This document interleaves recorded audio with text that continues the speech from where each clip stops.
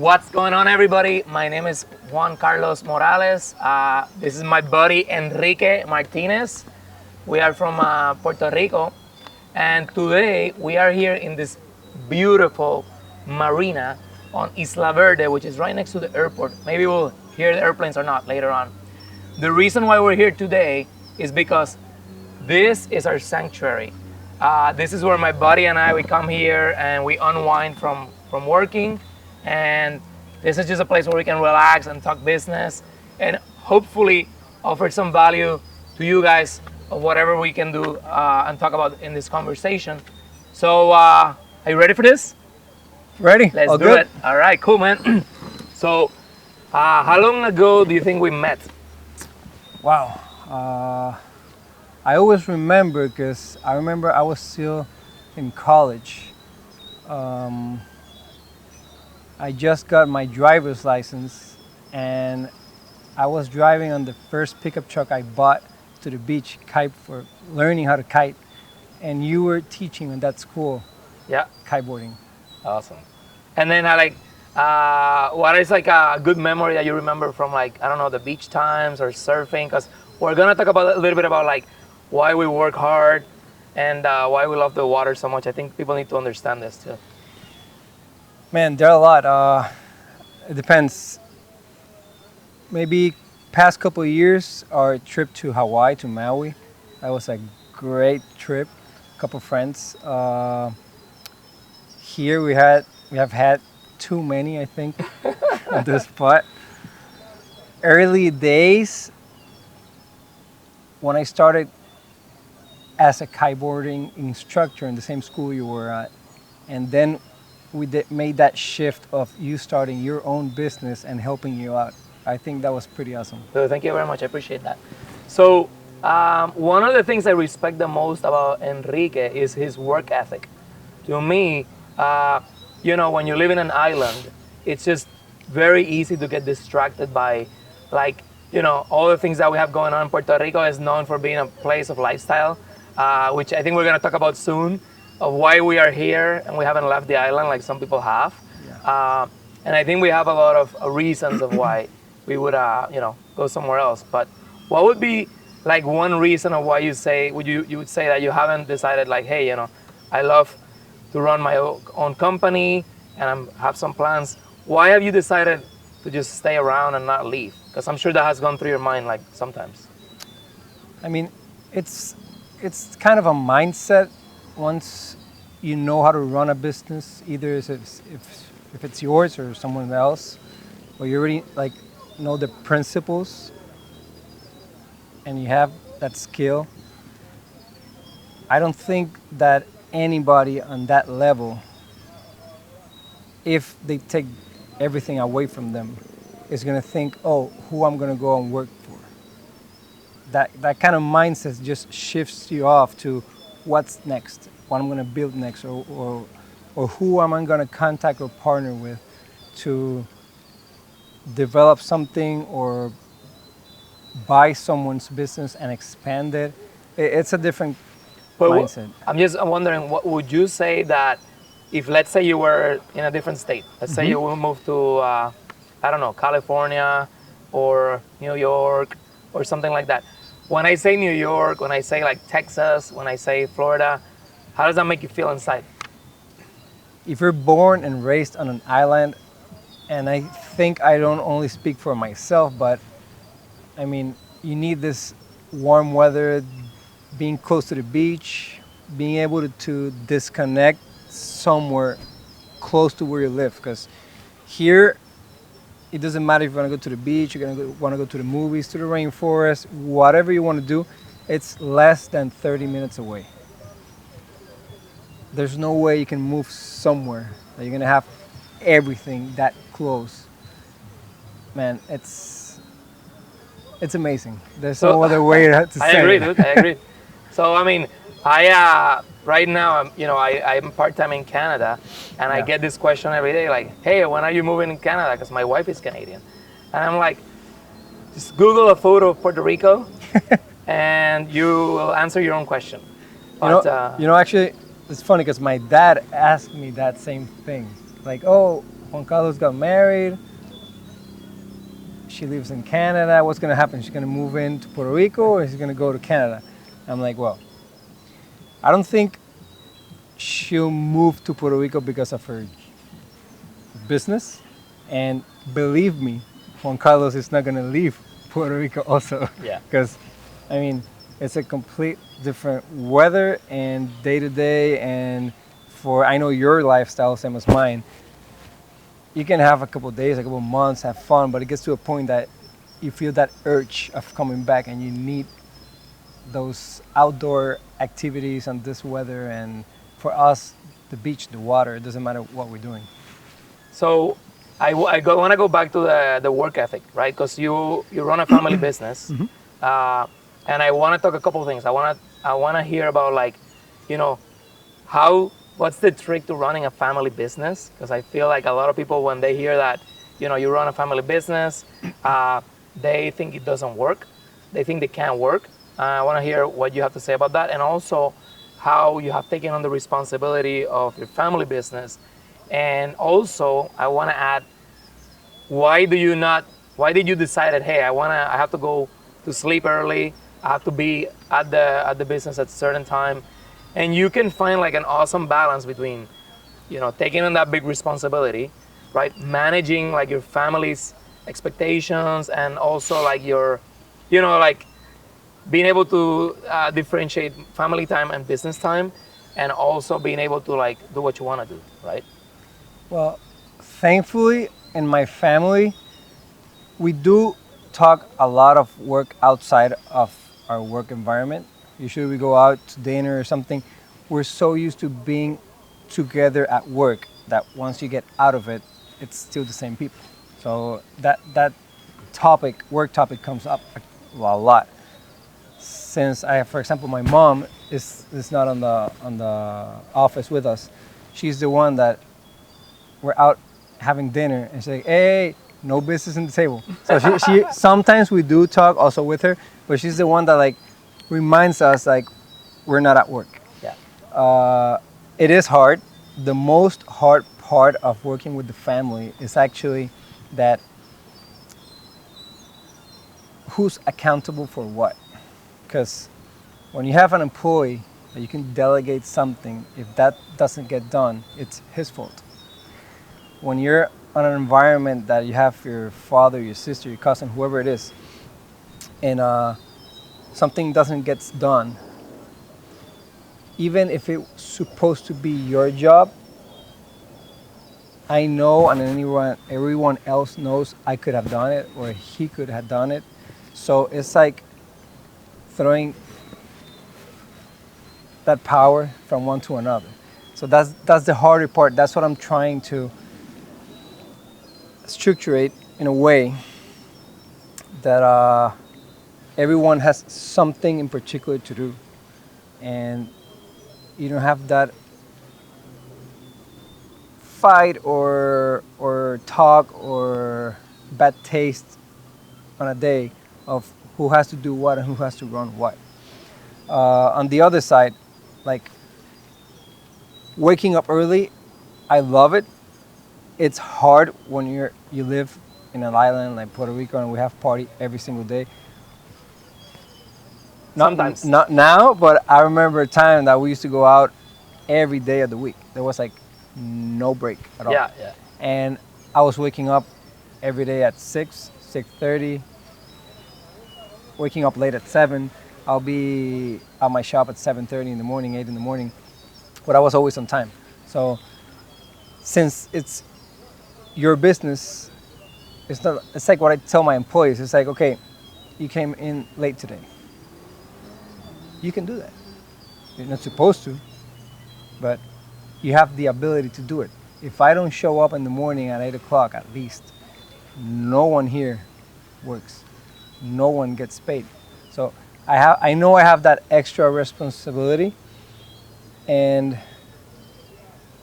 I don't know, it's like I've programmed myself to know the limits. I've obviously been out hanging out on a concert all night long, trying to sleep like maybe 30 minutes and then go to work. I've done it. Everyone everyone that has had a good time has done that. Yeah, yeah.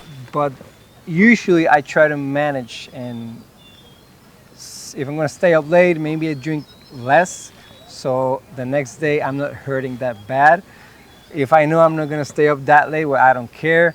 It all depends. Yeah, but So, it takes time. so I want to ask you, like, in terms of like, someone was asking me recently, like, hey, is it true that, and these are quick answers. So, is it true that if you are a business owner, you don't work? No, Okay, next you question. work more. Exactly. Okay, you answered my second question. And then, is it true that in order to run your own business, you have to take advantage of people? No, not at all. So, what is your, what would you say is like actually like what a business is all about, like in simple terms for you? If you're gonna run a really good business environment, your day to day is solving your employees' problems, basically. Yep. If you solve their problems, their work runs effortlessly, smoothly, and you're gonna have less complaints, less problems, less losses. Uh, as soon as you start like beating the crap out of them and asking for more and giving less, then you get less employees and more problems. Let me ask you, obviously, like as you know, Puerto Rico has been through like many different, I would say, curveballs.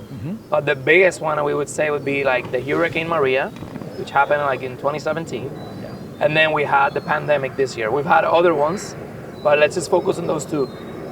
Did you experience any sort of like challenges?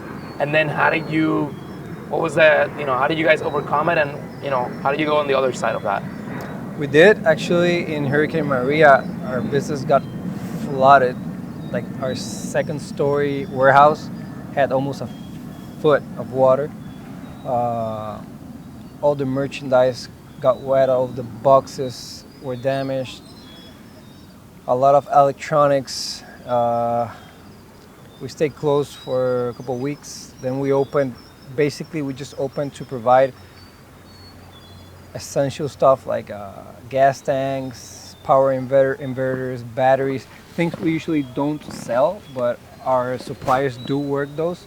So we're just trying to help out, and also we gave a couple hours to our employees so they can manage with extra money. Was there any concern that, when is this going to end? Are we going to be okay? Or, I mean, that kind of situation, it's not about a concern because the whole island is in the same place as you are. If it's something that happened just to your business, then it's like, okay, all my neighbor, competition, friends, they're doing perfect, they're doing okay, and you're left behind. But at that moment, everyone was on the same page. So it was just like figuring out which were the best moves, the right moves to make. Since a lot of things were damaged and broken and we have to fix, we took advantage of that situation to, instead of fixing, just improving, remodeling, make it better, bigger, more accessible for customers. We're gonna do it anyways. It's just that we did it earlier. We had to maybe use some money that we were not ready to use for that situation, but it was like, it's either that or that. dude, it's amazing how like a lot of people that came out on the other side well actually thought the exact same way. They said, I'm gonna do some upgrades to my business, and what better time now where I have a lot of time available. And you would think that most people would not spend money when there's a bad time, but entrepreneurs usually they're wired different, right? They think this is an investment. I'm gonna take advantage of the situation, and then obviously, when things come around, I'm sure this happened to you in the pandemic. Yeah. When things come around, they come in almost twice as much, right? And then you're able to take advantage of that. So I think this is a very important lesson to keep in mind, that sometimes you have to take advantage of of crisis and actually advantage not of people, but just on the opportunity to be able to do like an upgrade on your business. So Definitely. I know that even though you work really hard, right? And before we move away from your business, I want to say, what would you say that is your superpower? Like, what would you say, like, when can you tell me a little bit about you in brief terms, what you do on a daily basis on your family's operation? We're going to talk about later, maybe some projects you're thinking about doing, but also I want to know, what would you say is your superpower in your business? And for me, on my place, on my job, on my business, it's always been the same. And when I mean the same is that I'm running all the bases. I'm taking phone calls, making phone calls, receiving orders, placing orders, talking to the customers. An employee forgot or doesn't know how to do something, you gotta go out and do it and show them and explain them. Training, like the whole thing you gotta do. And you gotta do it because of two things. One, if you know every single part of your business, no one can come in and tell you, oh, I can't do that or that's not possible. If you know how, it could take you more time, it can take you more money, but it's doable. Don't tell me it's impossible, because there's always a way.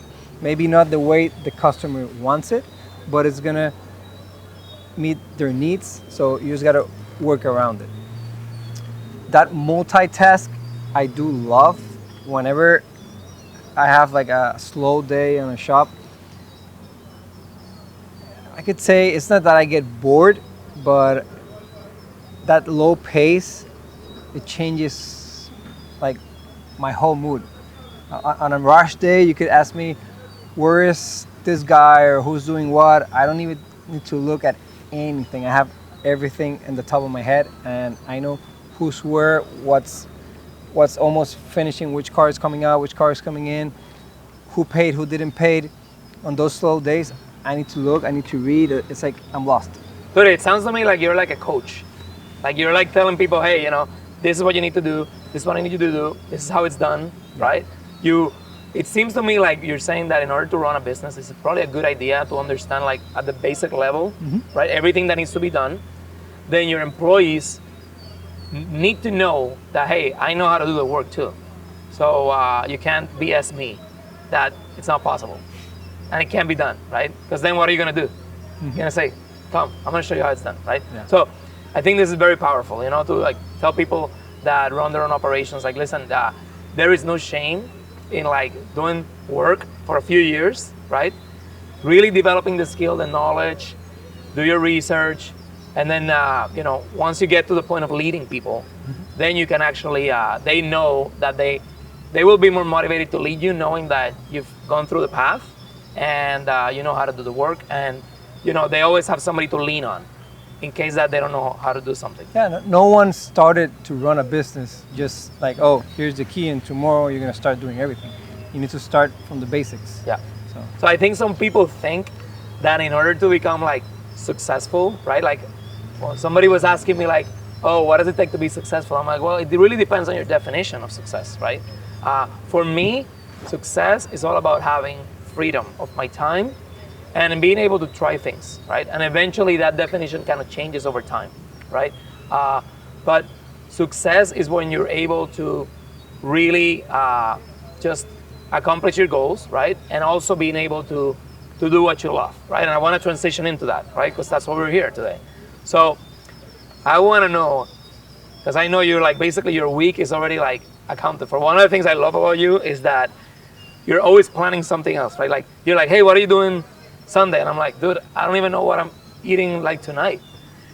And you're like, yeah, we're gonna go on a road trip, we're gonna be doing this and that. And I'm like, all right, cool. So I don't have to worry about anything, right? Because you already have it. So I'm just curious, when you think of your week, right? I know that you have some days that are sacred, right? What are those days and why is that sacred to you? Okay, before that, before we talk about those sacred days, when I started working in my parents' business, it got to a point that they sat me down and they asked me, okay, do you like the business? If you want to keep working on this business, we have no problem with that, and you just keep up, keep on learning and developing the skills so you can run it. If you don't like the business, it's also okay. But then we know that when we have an option either to sell or do something with it, we'll go ahead and do it. So I obviously loved the business, so I stayed. And by the way, before you keep going, I want to say that was a very smart move. Yeah. I think some people take a lot of pride to like, oh, I did my own business. I shouldn't take advantage of that. I'm like, why would you like try to do that, dude? It's all about like leveraging somebody else's hard work and then taking it to the next level. Mm-hmm. If you don't know what you're doing, they're gonna give you everything and you're gonna let it fall to the ground. So, Ooh, that's amazing. Anyhow, either you started from zero or you take something that's already running. You need to learn every single step. But when I started, actually, I was working Monday to Saturday, no days off, because at that moment it was me and my dad in charge. We had employees, we had a general manager, but it was us. So either him or I, we were always there. Our business has been open for 38 years. So he had been working his ass off for a long time, and he started taking weekends off. So I will stay on the weekends with the general manager.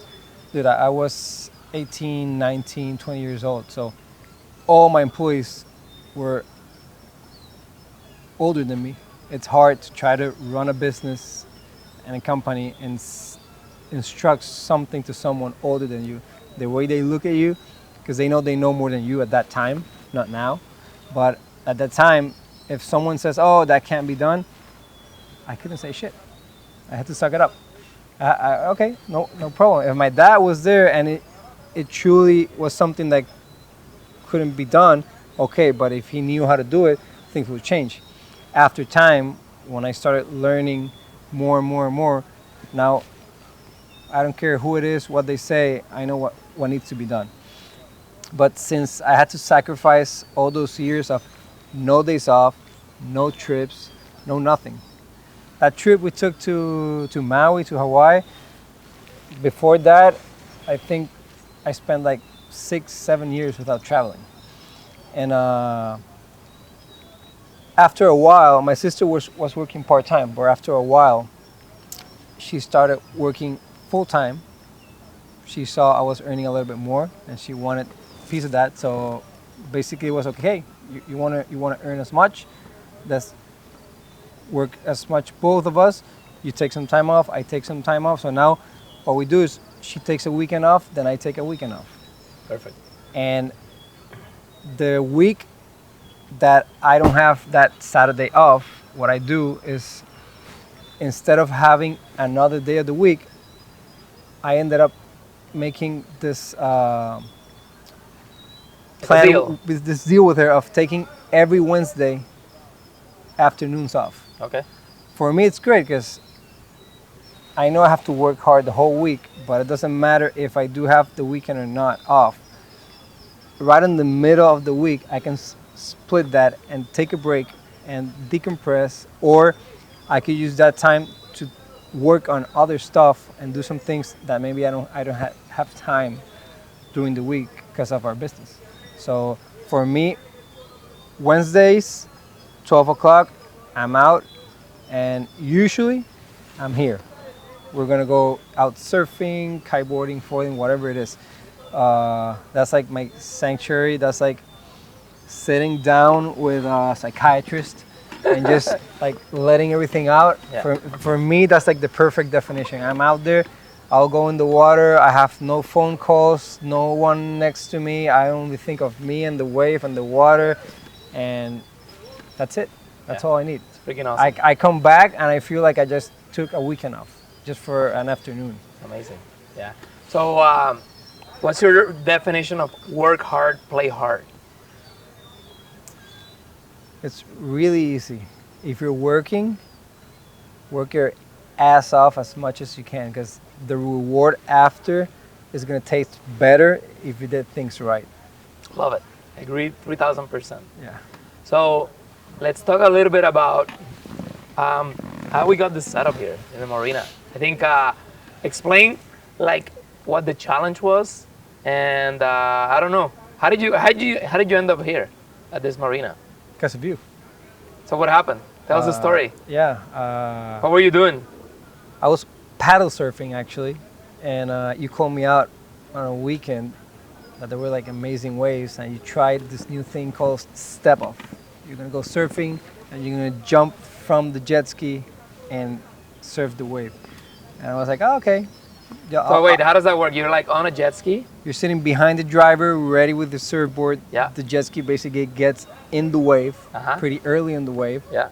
And if you like the wave and it's good, you just jump out of the jet ski and just stand up. You don't have to paddle because the jet ski already threw you with that momentum and that speed. How's that better than regular surfing? Oof. Will never change that feeling. So yeah, thanks to you, I ended up here. But at first, I remember we were using the trailers and going in and out of the ramp. And I don't know how I ended up. Actually, I do. I went to my friend's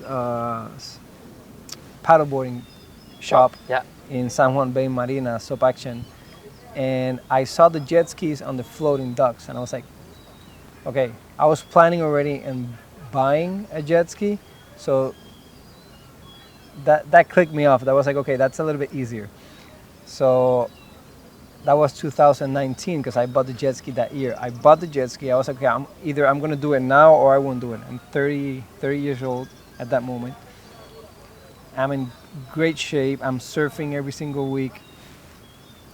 Why wait? So let's buy it now. I'm not going to wait 10 more years to be all fucked up. Yeah. And then I can't do it. So Yeah. I went to the dealer. I got the jet ski. I tried the trailer thing like for 3-6 months. And I said, okay, I remember those floating docks. Let's do our assignment.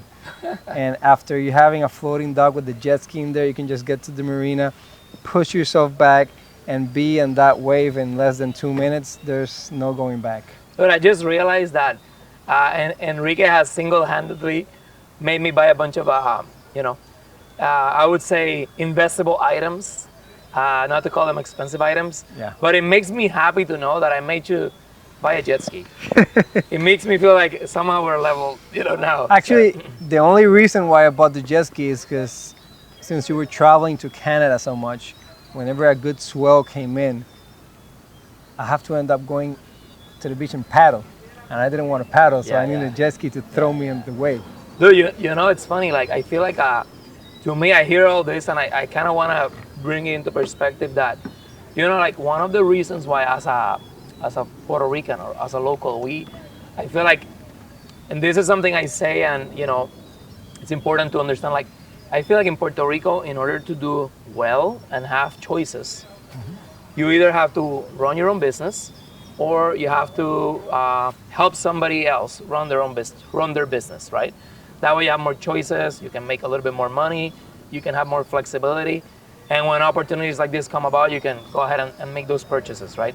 Because obviously, it's all about you're working so hard, you're putting like years of hard work, 7 years of no traveling, which for some people, that don't travel, it sounds like it's fine, but for people that do travel, and by the way, travel doesn't have to be expensive. People think that traveling is only for rich people. I've traveled to South America and other places, and when I come back, I feel like we're living in a place that's a lot more expensive. You can spend less traveling than having a weekend off here, hanging exactly. out and drinking and eating out. So I think that's the motivation. Like one of the motivations, at least I don't know about you, for me, is like I don't want to be limited to my choices. It's not like I need anything expensive to make me happier. I just want to be able to, have choices and have freedom, right? Yeah. And tell me a little bit about how do you set boundaries in relationships, right? Because you've already talked a little bit about family, your sister, but what about like, girlfriend? How do you tell them, listen, like, you think you're fantastic, but how does that conversation go about? Well, I think that conversation, it's very similar for both of us. Because, for example, I know I need some time off for myself to decompress. Sometimes you can do certain things with your partner. Sometimes the things you want to do they either don't know the skills or they don't like it, so you have to go by yourself. But definitely when you have a sport, and a sport like ours, because what we do when you go surfing, you're by yourself. You can have friends with you in the water, but you're basically On your own. surfing on your own, competing with yourself, trying to get better.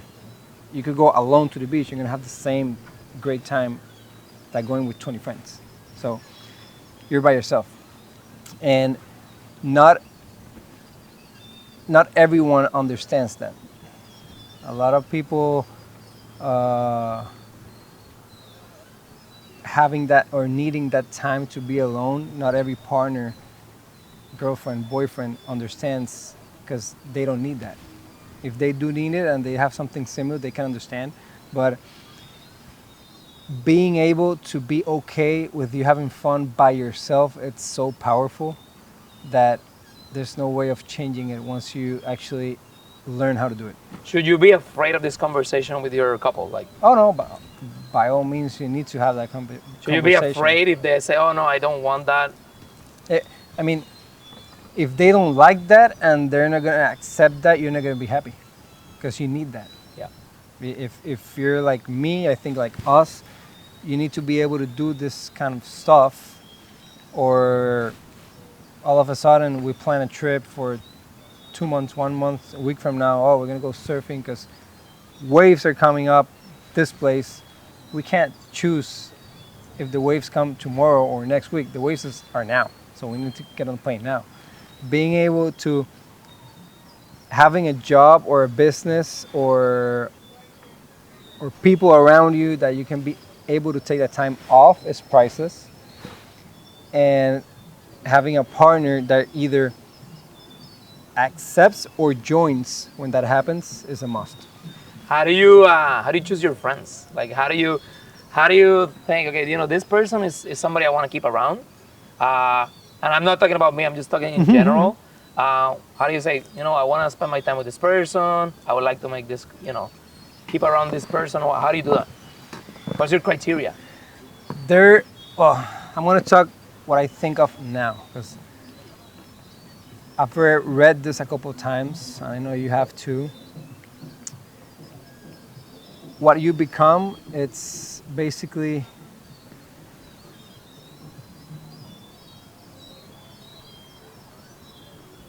how do you say this? Want to say it in Spanish? No, Go no, for no. it. Oh, by the way, we're doing this in English. I wanted to say this at first, but I'll say it now. Because our Spanish, ¿verdad? Que nuestro español está el carajo. Sí. Un poquito difícil de entender. Yeah. So we speak really fast in Spanish, so we figured like maybe this is a better way to express ourselves. So, who we are and what we become, it usually comes from those maybe 5 people that you spend most of your time with. So,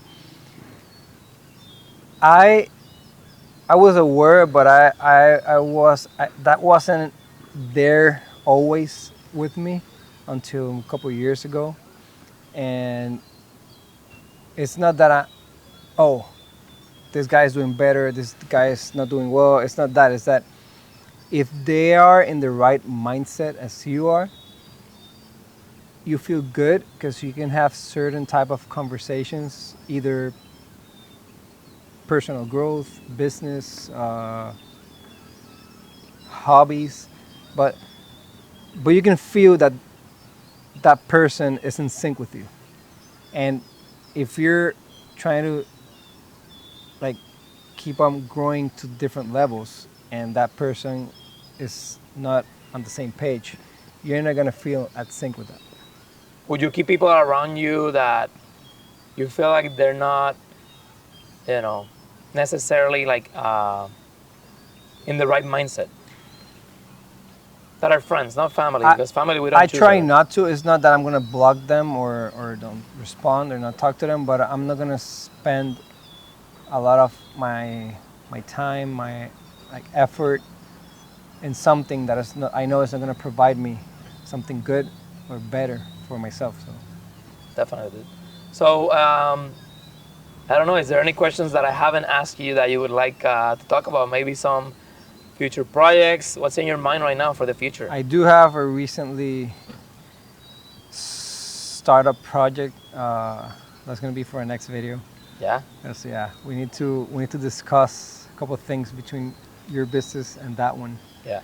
It's gonna be epic. Yeah, dude. I'm super excited about that. I hope before summer we can have that interview. That'd be awesome. So, you know, like one thing that I've noticed recently, and I learned from a couple of guys that I met recently, is that the value of offering value to others. What I mean by that is just being able to like push people to actually, you know, take advantage of their expertise, their knowledge, their environment, the opportunity, and just being able to expose yourself, right? Like I feel like one of the things that we have in our culture is that, you know, we don't like to put ourselves out there too much because it's not something that our culture like accepts, right? Like people are very, like they typically, we were just talking to a guy here today and he said, yeah, like Puerto Ricans, they don't share their secrets, their business secrets. We're very like inclusive. We don't like to like let people in. And I've noticed recently, like as we think about our future opportunities and things, how we've started creating like even like a tighter group of guys that are basically kind of gonna be working on similar ideas, but they don't care to share because we want to actually see the other one grow, right? And how does that feel to you? What do you think of that, like shift in mindset? Actually, I've had similar conversation like this one a couple of days ago. That shift, that exact same word, that shift in mindset of caring less if people know how you do what you do has opened so many doors and possibilities. Because number one, exposing yourself, it will bring the people you want to work with you to you. So you don't have to get out there and look for anyone. If they know what you do, how you do it, if it's going well, they're gonna want to work with you. So that mindset of, oh, I'm not gonna share how I do it because then they're gonna do the same thing, or dude, if you work hard and you do things the right way, there's opportunities for a lot of guys out there. You could be doing the same thing as I can, and we can both grow at the same time. Doesn't matter if you're by yourself and I'm out of that kind of business, or we're both in the same one.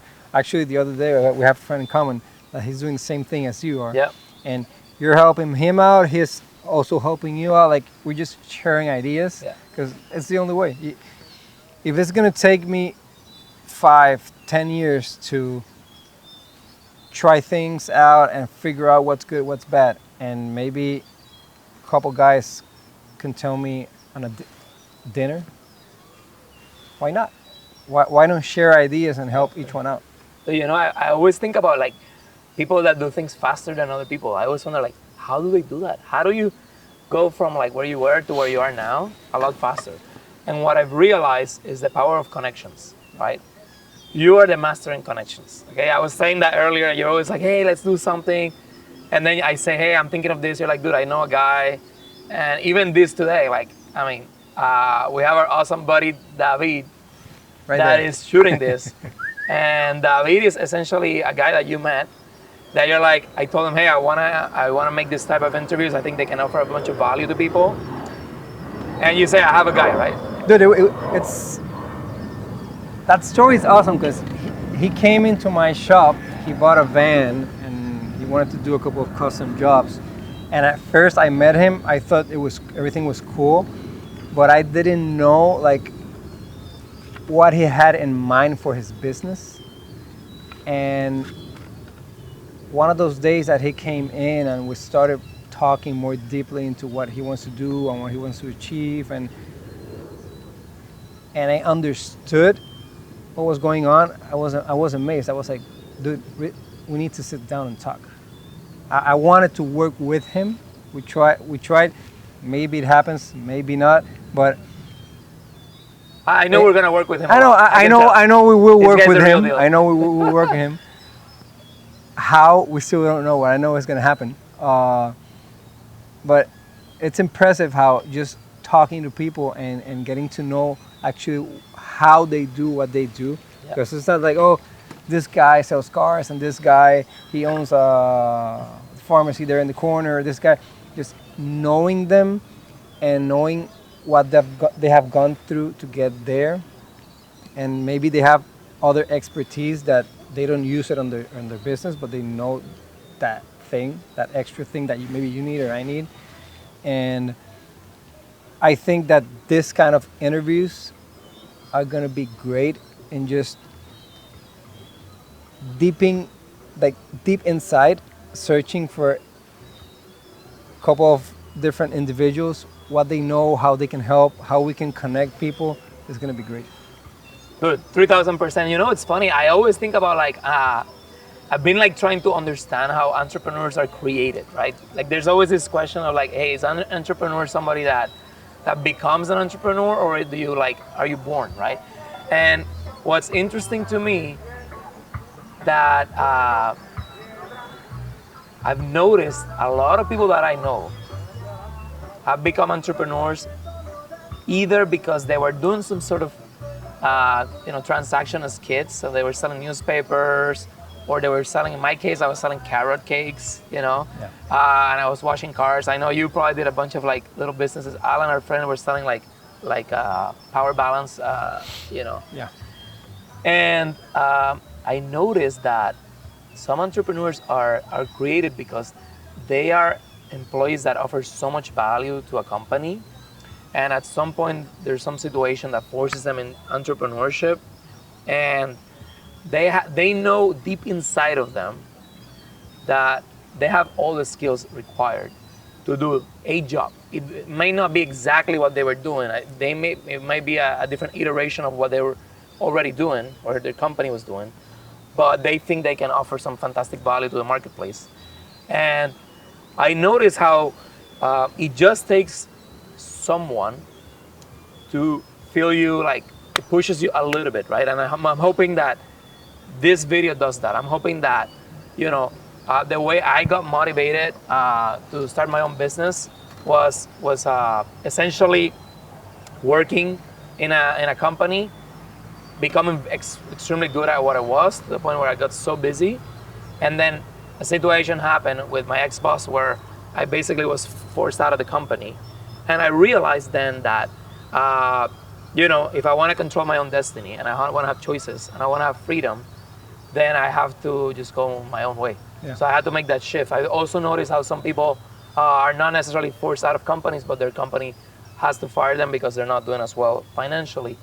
And I guess that what I want to inspire people to do is like, man, you can always get a job. There's always going to be somebody looking for you to work with them. But if you feel like you have a really good idea, you can offer great skill, just know that it's going to take time. Like, people think that success is built overnight, and I think just gotta watch a couple of YouTube videos, read some books, and you will see that it just takes time. Overperform. Yeah. If you overperform, doesn't matter if it's a job or your business, you're gonna be great. So, dude, I think this has been fantastic. I think you're a freaking rock star. Congratulations on being able to work with your family and figuring out a balance so everybody can, work together well. Thank you so much for making me spend so much money this year. I'm glad I made you spend some money this year as well. Yep. Again, dude, I wish you the best on like whatever you're gonna do next. I already have some ideas of what you're coming up with. Super excited to see where that takes us. And for you guys out there, I hope this was very inspirational. I hope you got some value out of it. If you love this video, I appreciate for you to put some comments down below, send us some likes, subscribe to our channels. We'll see you on the next one. Thank you very much, bro. Take care.